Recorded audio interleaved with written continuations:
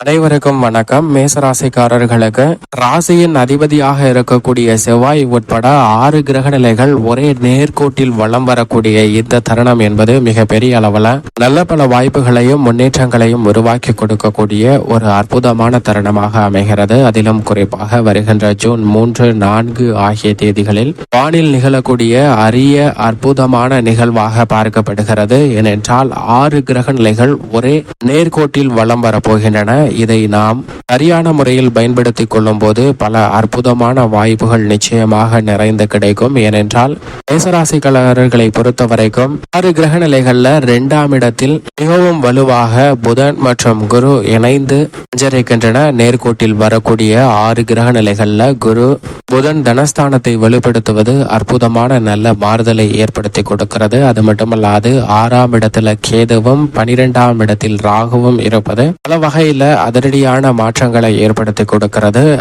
லாபஸ்தானத்தில் சனி ஆட்சி பலம் பெற்றிருப்பதும் ஜென்ம ராசியில் ராசியின் அதிபதி ஆட்சி பலம் பெற்றிருப்பதும் மிக பெரிய அளவில் வரவேற்கத்தக்க மாற்றங்களை ஏற்படுத்தி கொடுக்கிறது. எனவேதான் இந்த 6 கிரக நிலைகள் புதன், குரு, ராகு, கேது, சனி மற்றும் செவ்வாய் ஆகிய 6 கிரக நிலைகள் வருவதால் பல அதிரடியான மாற்றங்கள் ஏற்படுகின்றன. இதன் பலன்கள் மற்றும் அரிதாக நிகழக்கூடிய நிகழ்வு என்ன என்பதை சற்று விரிவாக பார்க்கலாம். மேசராசிக்காரர்களுக்கு பொதுவாக கிரகநிலைகள் ஒரே நேர்கோட்டில் வலம் வருவது என்பது அரிதாக நிகழக்கூடிய ஒரு நிகழ்வாக பார்க்கப்படுகிறது. பல வருடங்களுக்கு பிறகு குறிப்பாக 6 கிரகநிலைகள் ஜூன் 3ஆம் தேதி அன்று ஒரே நேர்கோட்டில் அணிவகுத்து செல்கின்றன. இது ஒரு அற்புதமான நிகழ்வாக பார்க்கப்படுகிறது. அது மட்டுமல்லாது ஜூன் 3ஆம் தேதியும் 4ஆம் தேதியும் வெறும் கண்களால் கூட இந்த நிகழ்வை பார்ப்பதற்கான வாய்ப்பு கிடைக்கிறது.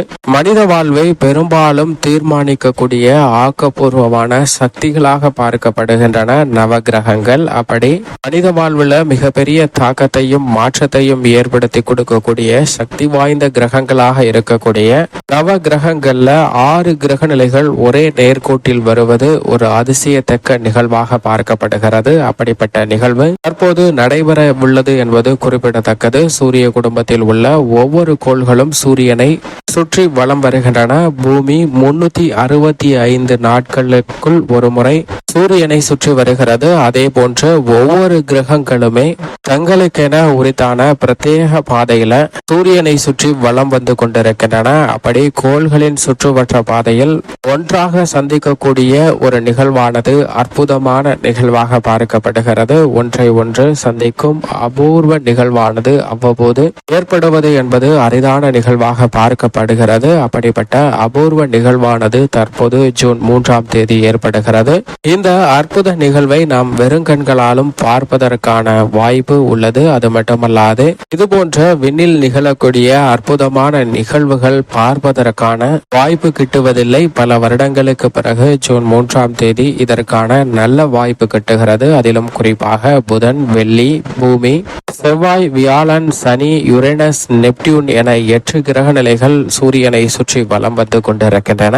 ஜோதிடத்தின்படி நவ கிரகங்கள் என்று குறிக்கப்படுவதில் சந்திரனும் சூரியனும் இடம்பெறுகின்றன. பூமியில் இருப்பதால் மற்ற கிரக நிலைகளின் இயக்கத்தால் பூமியில் ஏற்படக்கூடிய அதிலும் குறிப்பாக பூமியில் வசிக்கக்கூடிய மனிதர்களுடைய வாழ்வில் எப்பேற்பட்ட பலன்கள் கிடைக்கிறது என்பதை தான் நவ கிரகங்களின் அமைப்பானது உறுதிப்படுத்துகிறது. அப்படிப்பட்ட சக்தி வாய்ந்த ஒவ்வொரு கிரக நிலைகளும் நேர்கோட்டில் சந்திப்பது என்பது நிச்சயம் அரிதான ஒன்றாக தான் பார்க்கப்படுகிறது. அதிலும் குறிப்பாக ஜூன் 3ஆம் தேதி வியாழன், புதன், செவ்வாய், சனி மற்றும் ராகு, கேது என 6 கிரக நிலைகள் ஒரே கோட்டில் வருகின்றன. பூமியில் இருந்து இவற்றை நம் வெறும் கண்களால் சில கிரக நிலைகளை பார்க்க முடிகிறது என்பதை வானியல் ஆராய்ச்சியாளர்களும் உறுதிப்படுத்துகின்றனர். இதில் ராகுவும் கேதுவும் அதாவது யுரேனஸ், நெப்டியூன் சற்று தூரமாக இருப்பதால் இந்த கிரகங்களை பார்ப்பது என்பது சற்று கடினமாக இருந்தாலும் கூட இவற்றின் ஒளி பிம்பங்களை பார்க்க முடியும். அது மட்டுமல்ல புதனுடைய அமைப்பையும் பார்ப்பதற்கான சந்தர்ப்பங்கள் கிட்டுகின்றன. மீதமுள்ள கோட்களை பைனாகுலர் மூலமாக தெளிவாக பார்க்கலாம். இந்த அரிய நிகழ்வை தவறவிட வேண்டாம். இந்த அரிய நிகழ்வுகள் காரணமாக மனித வாழ்விலும் பல மாறுதல்களை சந்திப்பதற்கான சூழல் உண்டு.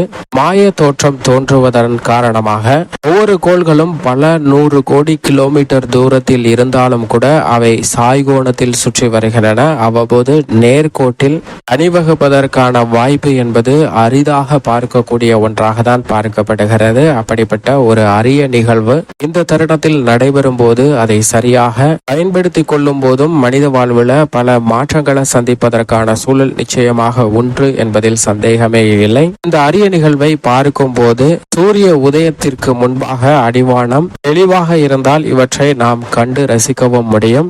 இந்த அபூர்வ நிகழ்வில் செவ்வாய் சனி கண்களுக்கு மங்கலாக தெரியும். ஜூன் 3ஆம் தேதி சனிக்கோளுக்கு கீழேயும் ஜூன் 4ஆம் தேதி செவ்வாய்க்கு கீழேயும் பிறை சந்திரன் காணலாம். இதுபோன்று 6 கிரக நிலைகள் ஒன்றாக வருவது இதுவே ஒரு அரிய சந்தர்ப்பமாக பார்க்கப்படுகிறது. அது மட்டுமல்லாது 5ற்கு மேற்பட்ட கோள்கள் ஒரே நேர்கோட்டில் வருவது அடுத்த ஆண்டு 2025 ஜனவரி 18 மற்றும் பிப்ரவரி 28 ஆகஸ்ட் 29 ஆகிய தேதிகளிலும் இதுபோன்ற அரிய வகை கிரக நிகழ்வானது நடைபெற உள்ளது. ஆனால் இந்த சமயத்தில் 6 கிரக நிலைகள் ஒரே நேர்கோட்டில் வருவது என்பது மிகவும் குறிப்பிடத்தக்க ஒரு சிறப்பான அம்சமாக பார்க்கப்படுகிறது. அதிலும் குறிப்பாக நவகிரகங்களிலே நாயகன் கோள்களின் அரசன் என்று சொல்லக்கூடிய வியாழனை நாம் பார்க்கிறோம். தற்போது அவர் மிக வலுவாக ரிஷபராசியில் சஞ்சரிக்கிறார்.